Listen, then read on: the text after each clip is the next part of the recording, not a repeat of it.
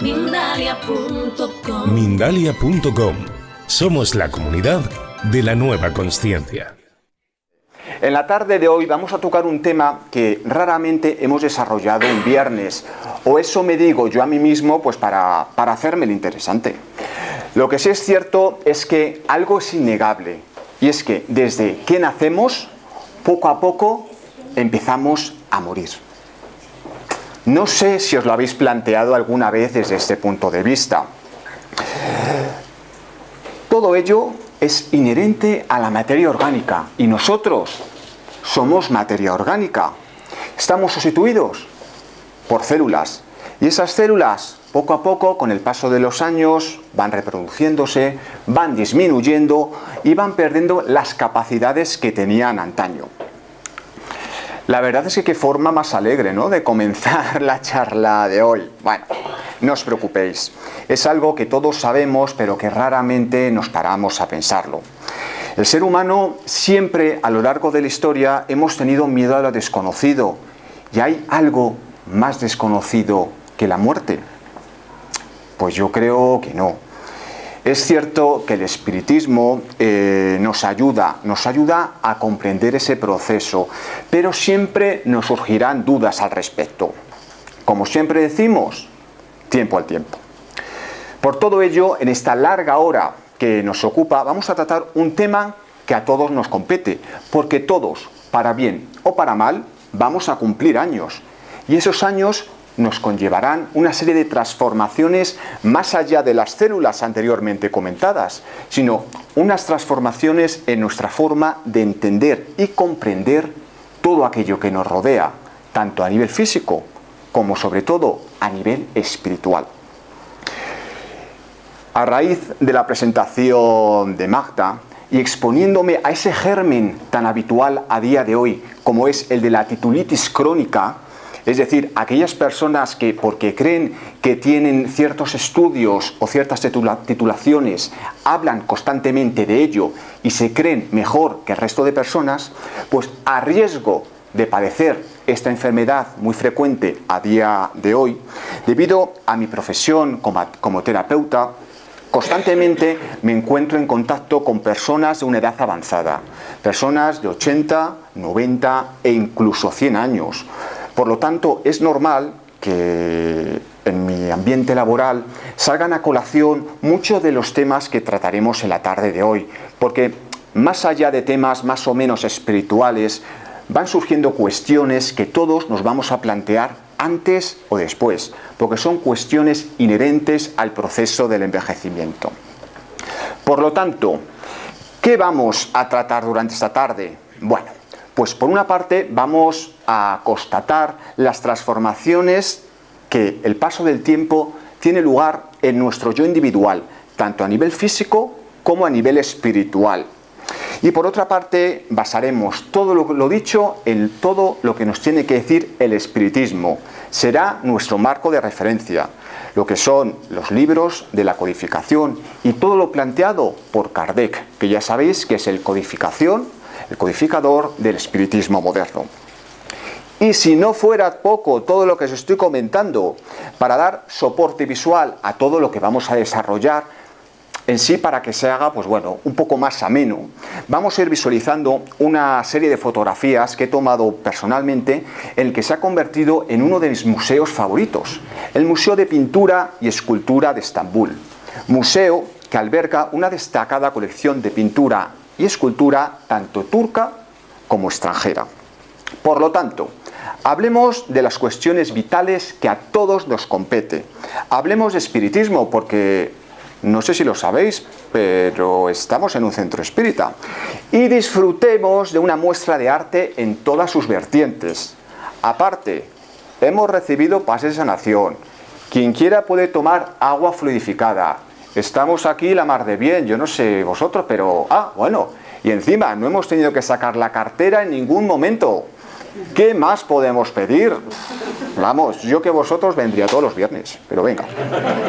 Vamos a empezar con cifras, porque yo creo que si algo todos tenemos claro es que el número de personas que pertenecen pues a la tercera edad, Como queramos llamarlo, es un número en continuo crecimiento, por lo que una de las cuestiones sociales más urgentes con las que nos enfrentaremos con el paso de los años es no solo el cumplir años, sino el mantener la mejor calidad de vida posible.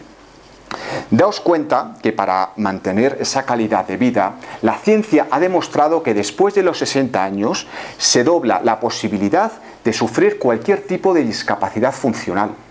Y a partir de los 80, esta cifra se triplica. Los efectos innegablemente positivos de un aumento de la esperanza de vida están presentes, son palpables. Sin embargo, las sociedades a partir de ya deben hacer frente a una serie de retos que se nos van a ir planteando. Vamos a irnos centrando poco a poco, porque claro, a día de hoy, ¿a quién llamamos adulto mayor o tercera edad o persona que se encuentra en esa última etapa de la vida? Porque las palabras son, en sí no quieren decir nada. Pues bien, denominaremos a este colectivo a personas que con una edad avanzada presentan cierta disminución de orden biológico, físico o social, llevando una vida más o menos independiente. A día de hoy, el cumplir años no tiene por qué ser de forma habitual el comienzo de un sinfín de enfermedades. No es sinónimo de enfermedad, ni de ningún tipo de incapacidad funcional. Lo que sí es cierto es que hay cierta tendencia a ello. Eso es así. Hablar de tercera edad es hablar de un colectivo totalmente heterogéneo, porque son muchas las situaciones sociales, personales o económicas que nos envuelven. Por lo tanto, antes de comenzar, me gustaría romper una lanza en contra de la romantización que muchas veces se tiene cuando hablamos de estos temas. Todas las edades tienen su parte buena y su parte mala. Todas.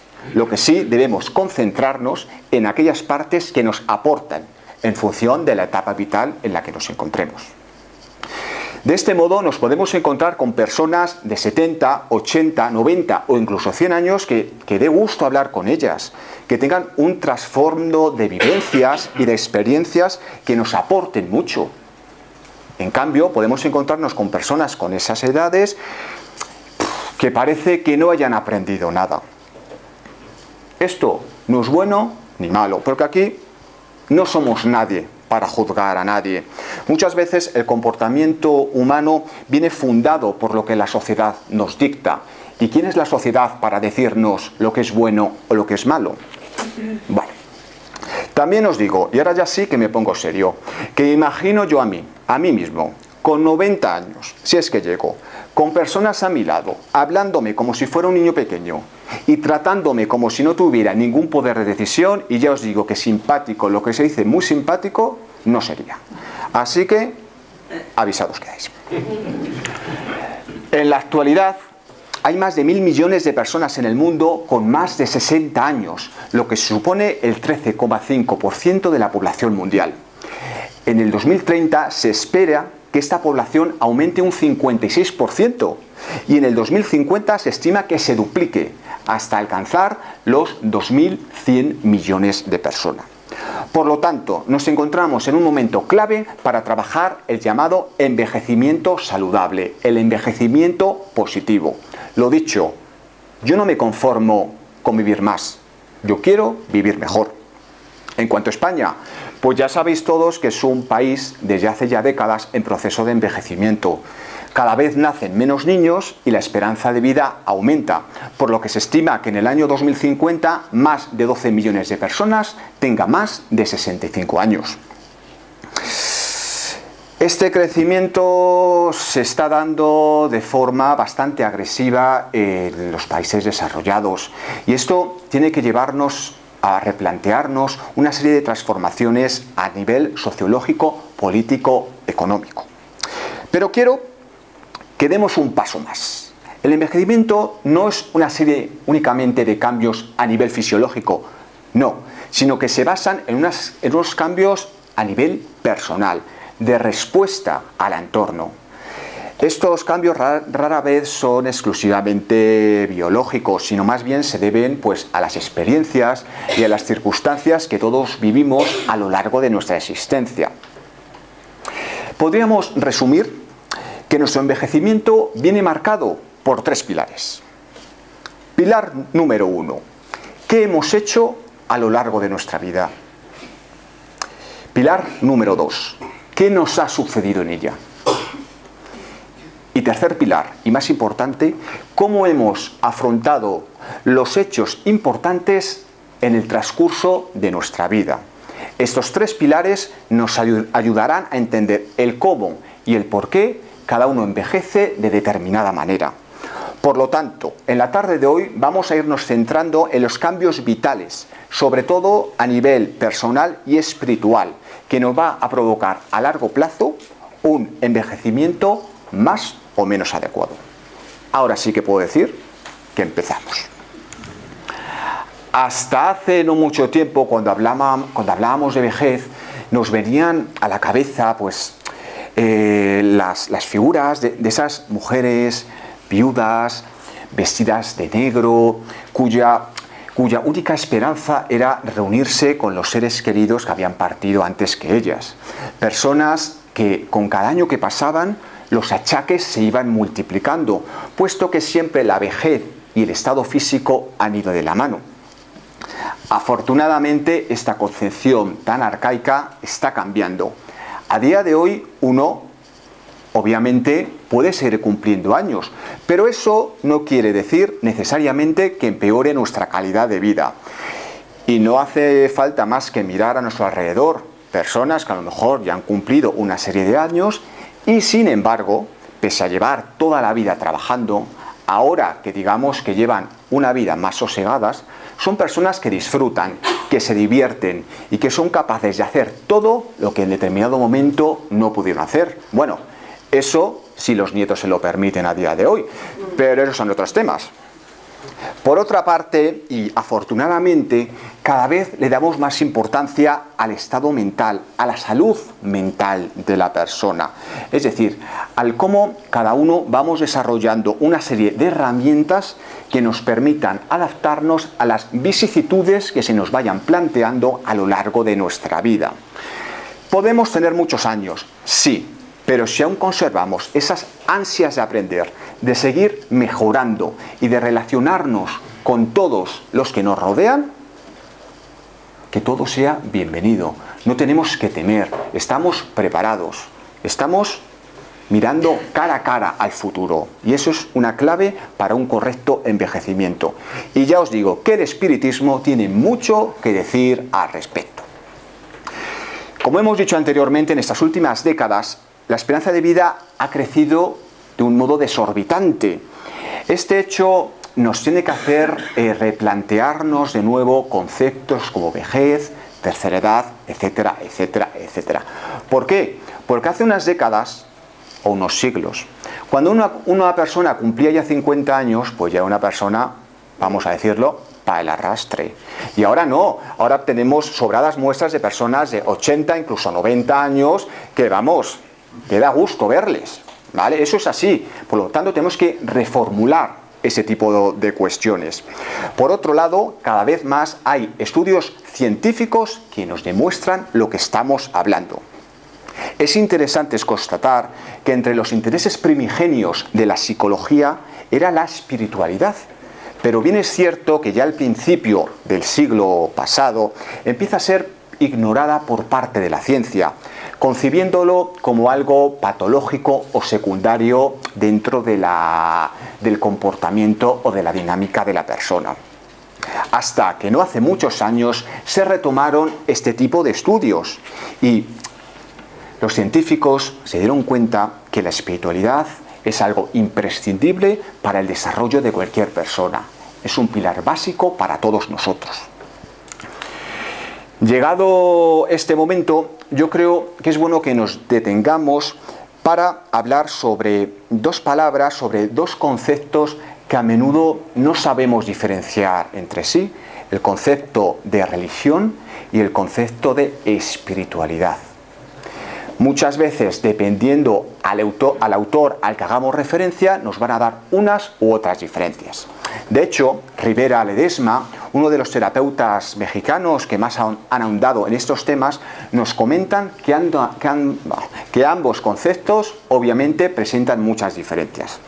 Por una parte, la religiosidad tiene un componente más social, más de conocimientos, ritos, normas y valores que rigen las personas, pero dentro de una sociedad, dentro de una serie de personas que en cierta manera nos dogmatizan lo que debemos de pensar, lo que debemos o no debemos hacer. Y por otra parte, la espiritualidad es algo más vinculado con lo divino, es algo más personal, el cómo cada uno de forma específica y singular entiende algo que posiblemente no sabe describir con palabras, algo que para esa persona es sagrado, es algo interno de cada uno de nosotros. Por su parte, Green y Beresford, en numerosos artículos publicados en diversas revistas científicas, nos comentan que la espiritualidad, al igual que los autores anteriores, se desarrolla más en el ámbito privado, evitando las estructuras externas formales, evitando los dogmatismos. Por lo tanto, para que terminemos de entenderlo, podemos decir que una persona religiosa es habitualmente una persona espiritual, pero una persona espiritual no implica necesariamente ser una persona religiosa. Como veis, hay pequeños matices que nos ayudarán a delimitar los dos conceptos. La espiritualidad, por lo tanto, es algo universal. Todas las culturas, de todas las épocas, de todas las situaciones geográficas, han sido culturas que han desarrollado cierta espiritualidad, que les han dado cierto sentido, propósito y valores a la vida que estaban llevando. Estos autores anteriormente mencionados nos comentan que la espiritualidad puede ser usada tanto de forma constructiva como de forma destructiva. La espiritualidad no es buena ni mala per se, depende de nosotros cómo la utilicemos. Podríamos decir, por lo tanto, para cerrar este círculo que hemos abierto, que una persona espiritual es una persona que trata de encontrar, saber, experimentar y relacionarlo todo con lo que esa persona concibe como sagrado. Es la búsqueda más allá de lo preestablecido, más allá de lo que nos dicen que debemos creer. Por lo tanto, ya os digo que es una búsqueda personal, interna, de puertas para adentro. Se conocen hoy, por lo tanto, muy buenas razones por las cuales la espiritualidad debe ser estudiada en todos los ámbitos de nuestra vida, puesto que cada vez hay más investigadores que nos han demostrado la importancia de un correcto desarrollo de esta, en relación al desarrollo físico, social, personal y mental del individuo. Llegados a este punto, yo creo que ya todos podemos llegar a intuir que nuestro desarrollo espiritual, al menos en parte, puede mejorar y mucho nuestra calidad de vida. Puede facilitarnos esa adaptación, ese conocimiento que nos procurarán las respuestas para poder afrontar esos vaivenes que todos iremos experimentando en nuestro día a día. Con relación al efecto positivo de la espiritualidad en nuestra salud física, muchos. Y no porque lo digamos nosotros, sino porque hay muchos estudios científicos que lo avalan. Por ejemplo, la espiritualidad mejora el sistema autoinmune, disminuye los síntomas de las enfermedades y los efectos adversos de los diferentes tratamientos, favoreciendo, por lo tanto, unos estilos de vida mucho más saludables, contribuyendo a un menor riesgo de sufrir cualquier tipo de enfermedades, puesto que ya sabemos que la conexión entre materia y espíritu se encuentra mucho más enraizada de lo que podríamos presuponer. Por lo tanto, yo creo que de cara a medio plazo es necesario la inclusión de la espiritualidad en los programas de apoyo psicosocial. Esto, a día de hoy en España, es prácticamente inexistente. Está más desarrollado en otros países de Sudamérica, pero como siempre decimos, todo llegará cuando tenga que llegar. Diferentes estudios, por ejemplo, el respetado antropólogo y terapeuta mexicano Konin, constata que la fe y la espiritualidad en momentos de enfermedad nos procuran un estrés, nos procuran un alivio. ¿Por qué? Porque llegamos a entender el motivo último de esa enfermedad. Sabemos que las enfermedades están presentes para ayudarnos a evolucionar, a entender posiblemente circunstancias del pasado que aún no recordamos, que aún no tenemos constancia, y sin embargo ahí están. Otro de los beneficios, pues, es el enfrentamiento a temas como puede ser el tema de la muerte.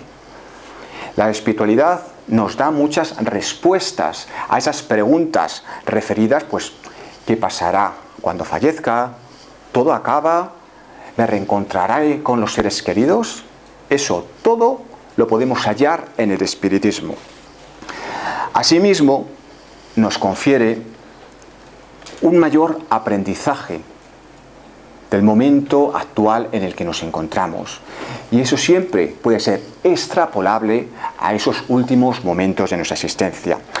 Pero claro, yo después de hablar de todo esto, que está muy bien, nos basamos en estudios científicos, pero a mí siempre me surgen dudas. Siempre me surgen dudas, porque claro, estamos viendo hasta ahora que la espiritualidad, todo es positivo, pero claro, ¿de qué forma vamos desarrollando la espiritualidad en cada uno de nosotros? ¿Son los niños ya de por sí seres espirituales, o todos nosotros tenemos una semilla en nuestro interior que progresivamente vamos desarrollando a raíz de las vivencias de nuestra existencia? Yo no lo sé. Vamos a ver. A lo largo de nuestra vida, como estamos viendo, vivimos un sinfín de experiencias que nos despiertan sentimientos, pensamientos, y nos van forjando una forma de vislumbrar todo aquello que nos rodea, nuestros valores, nuestros sueños, incluso nuestros miedos.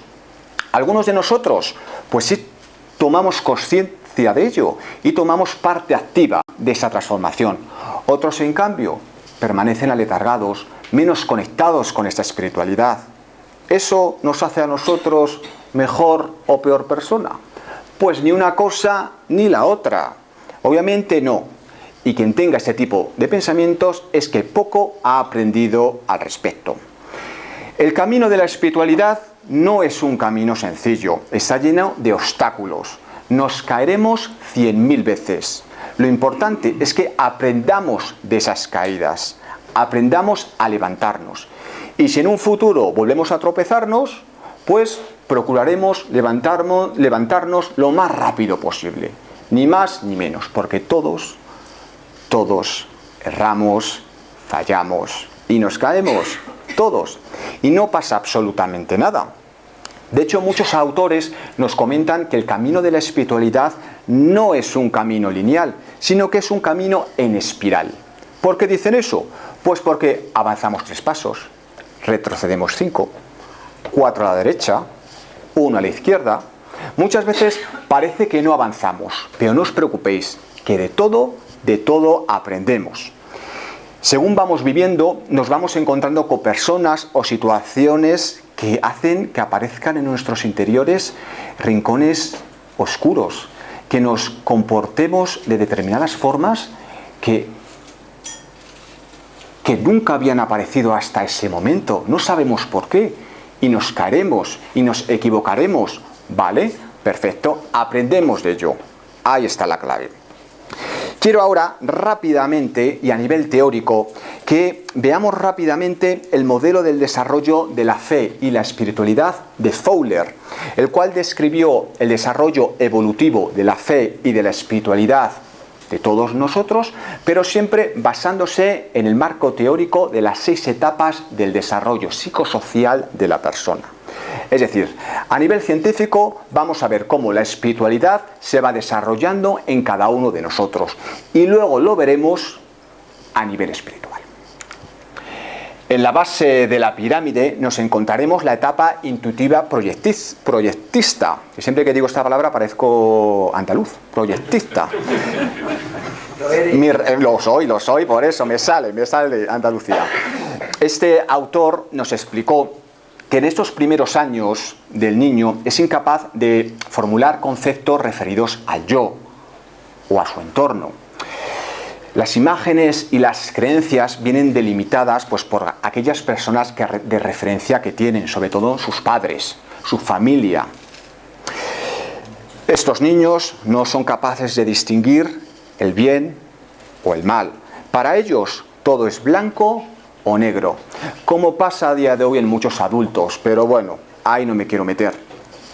Luego sería la segunda etapa, etapa mítica literal, que abarcaría de los 7 a los 12 años. El niño, a través de las historias, de los cuentos, empieza a crear un mundo interno de símbolos, dotándole con significados espirituales. En la tercera etapa, la etapa sintética convencional, que abarcaría de los 12 a los 18 años, ya el adolescente o el joven empieza a adquirir o a ser consciente de una serie de conceptos abstractos que le permiten reflexionar sobre diferentes circunstancias. Son muy sensibles a los juicios de los demás. En la cuarta etapa, cuarta individualizada reflexiva, abarca de los 18 a los 30 años. Muy bien, veo que estáis atentos. Yo de vez en cuando intentaré equivocarme para ver si me rectificáis. Es aposta, de verdad que es aposta. Yo nunca me equivoco. Pues eso, de los 13 a los 30 años, ya el adulto mayor empieza a tener un mayor conocimiento de sí mismo. Ya la fe y la espiritualidad empieza a ser concebida como algo individual y empieza a reflexionar, empezando a tener un mayor nivel espiritual. Vamos avanzando, nos encontramos en la quinta etapa paradójica consolidativa. A partir de los 30 años, la persona ya somos capaces de integrar diferentes puntos de vista, desarrollando nuestro propio sistema de creencias, siendo conscientes de que un mismo problema podemos verlo desde diferentes perspectivas. Y por último, la última etapa, la etapa de universalización. A partir de los 60 años, la persona empieza a sentirse más cercano a cierta espiritualidad, a lo que esa persona considera como sagrado. Hay una preocupación más que por lo material, por aquello trascendental. Por lo tanto, es una etapa que se caracteriza sobre todo por altos niveles de espiritualidad y misticismo. Estas etapas que desarrolló el señor Fowler, pues nos puede dar una idea aproximada de cómo científicamente podemos explicar el desarrollo de la fe y de la espiritualidad en cada uno de nosotros. Pero yo siempre estas cosas las cojo con pinzas, porque cada uno somos un mundo, cada uno somos completamente diferente. Dependemos de nuestras características personales y sociales, del momento histórico y de la situación geográfica en la que nos encontremos. Pero bueno, yo creo que al menos nos sirve para hacernos una idea a nivel científico, que nunca está de más. Madre mía. En la tarde de hoy estamos hablando sobre la importancia de la espiritualidad y por ende del espiritismo en general a lo largo de toda nuestra vida. Pues hallaremos respuestas a muchas de las preguntas que nos iremos planteando y que desembocará en una tercera edad tranquila, sosegada, con la seguridad del conocimiento de haber estudiado a lo largo de años anteriores. A día de hoy somos personas que por circunstancias o porque así lo hemos querido, estamos adquiriendo conocimiento relacionado con lo espiritual y ello nos está formando para que según vayamos cumpliendo años podamos entender nuestro desarrollo evolutivo de una forma diferente. Quizás dentro de 30 o 40 años afrontemos la vejez de una forma diferente a la actual. Puede que sí, ya lo veremos. Pero ahí está una de las claves de la conferencia de hoy. Hemos hablado que la espiritualidad presenta muchos beneficios para las personas, pero claro, para personas que precisamente están trabajando esa espiritualidad. A riesgo de ser infectado de nuevo por esa titulitis crónica, semanalmente tengo una media de 300 pacientes. 300 pacientes con unas características sociales, personales y económicas totalmente diferentes entre sí. ¿Hasta qué punto todo lo expuesto con anterioridad es representativo de este grupo de personas. O quizás todo lo dicho no sea más que una hipótesis que verificaremos en esos adultos mayores futuros que a día de hoy son personas de mediana edad. Pues lo dicho, ya lo veremos. Ya hemos visto cómo a nivel físico el cumplir años trae consigo unas consecuencias palpables en cada uno de nosotros.